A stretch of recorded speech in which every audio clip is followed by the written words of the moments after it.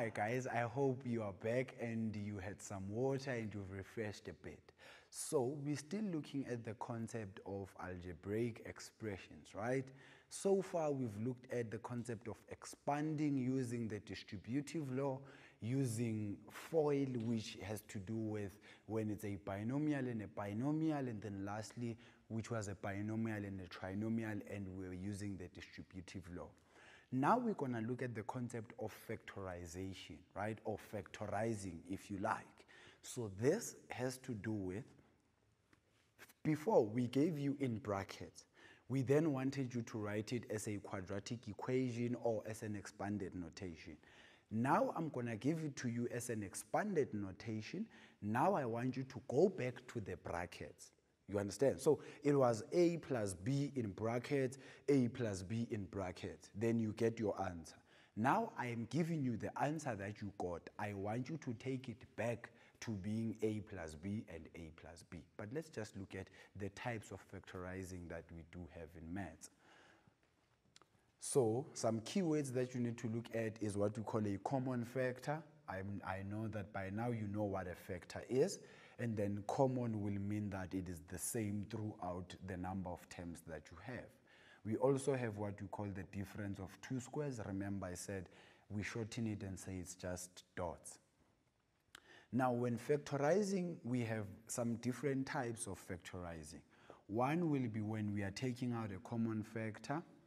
The other one will be when we are trying to look at a difference of two squares. I will explain further what this is when we get to that point. And then also a trinomial. Remember, a trinomial, we've already spoken about this. And then a cube will just be something to the exponent of 3. Now, taking out a common factor, this means that you are dividing each term by the highest common factor. Example, if I have 2a plus 4, my highest common factor here will be 2 because 2 is divisible in 2a and it is also divisible in 4. If I divide 2a by 2, I will be left with only a. I divide the 4 by 2, I will be left with 2. Such that if I was to remove the bracket, it will take me back to what the question was. So that's what taking out a common factor is all about. Let's look at another example. If I have m squared minus 3m, my highest common factor here will be m. Divide m squared by m, you get just the m there. Divide minus 3m by m as well, you get minus 3.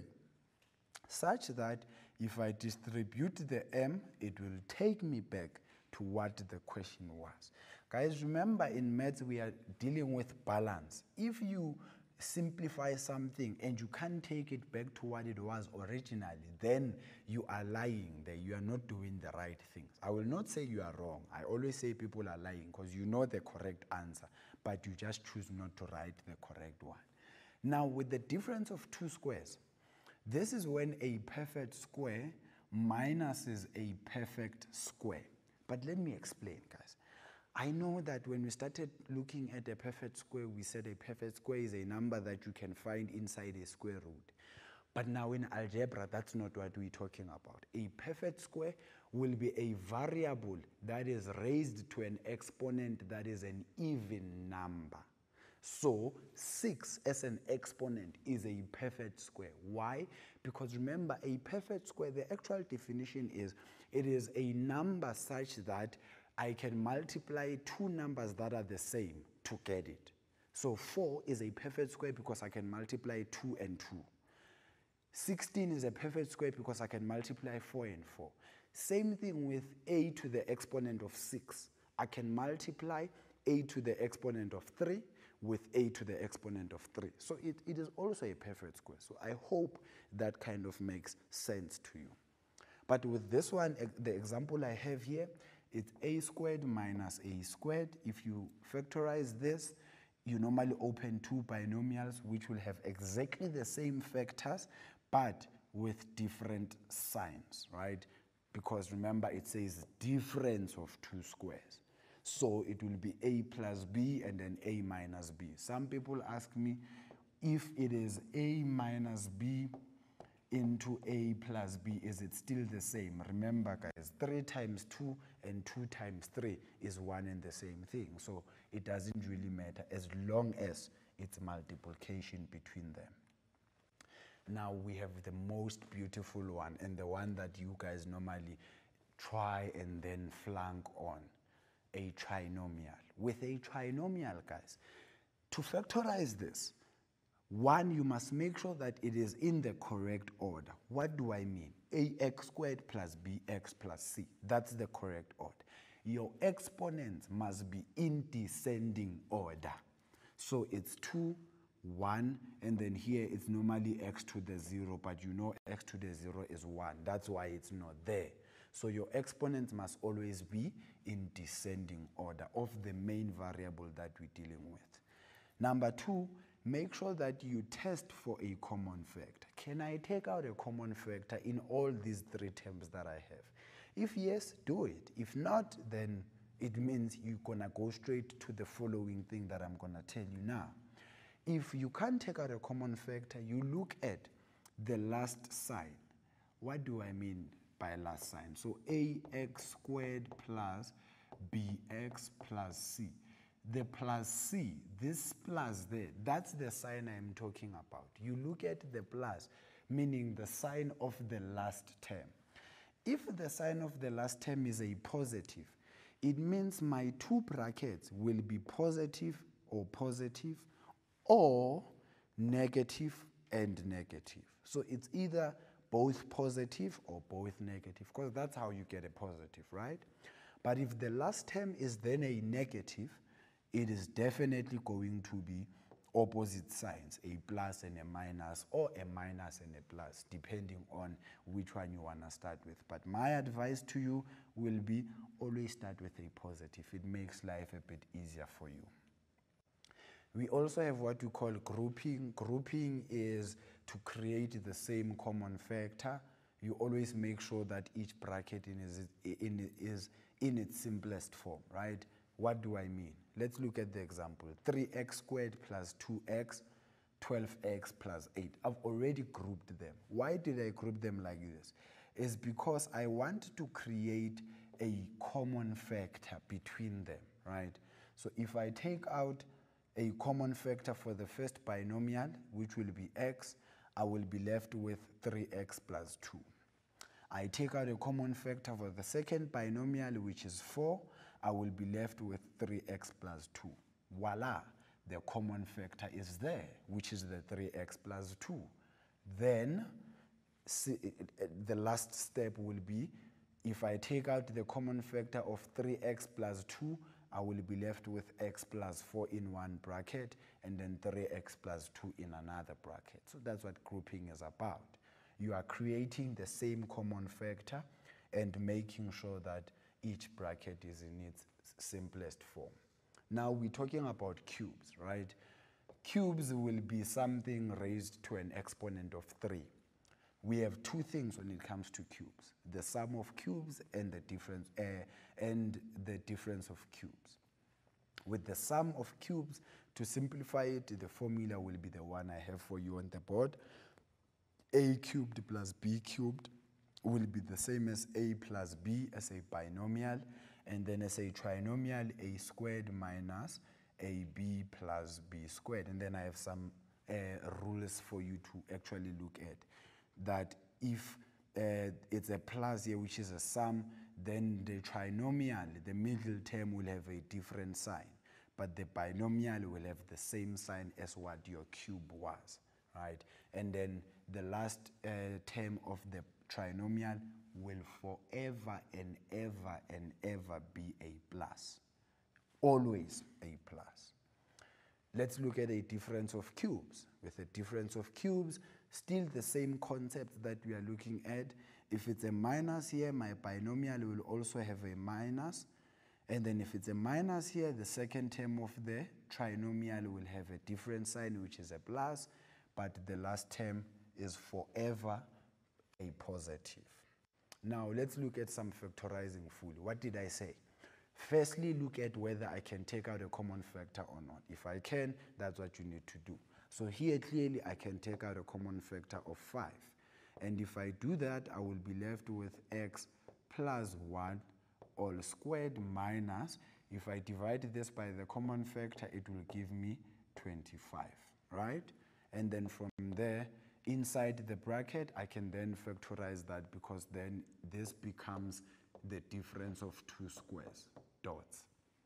So it becomes 5 into x plus 1, that's the factor for this one, minus 5.